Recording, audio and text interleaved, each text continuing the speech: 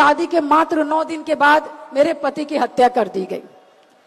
अब जिस समय राजू पाल जी की हत्या हुई, उस समय आप सोच सकते हैं कि मेरी मात्र 9 दिन की शादी हुई थी, और जिस तरह से समाजवादी के लोगों ने मेरे पति की हत्या करके उनकी लाश तक को हम लोग को सौंपने नहीं दिया।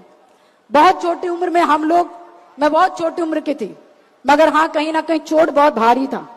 मैं रो रही थी, बिलख रही थी, चिल्ला रही थी, मेरी सास भी चिल्ला रही, 85 साल की, मगर पूरा प्रयागराज जल रहा था।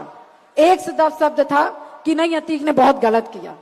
लोग रो रहे थे राजू पाल के लिए, चाह बहुत कुछ रहे थे, उनसे जो हो पड़ा उन्होंने किया भी, मगर कहीं ना कहीं मेरे इन कानों में एक शोर भी जा रहा था कि नहीं, अब अतीकवा से कोई नहीं लड़ सकता, ना भैया, कोई नहीं लड़ सकता। एक प्रत्याशी मार दिया, अब देखो 3 महीने के बाद राजू पाल की हत्या कर दी, और अतीक अहमद के सामने कोई नहीं लड़ सकता।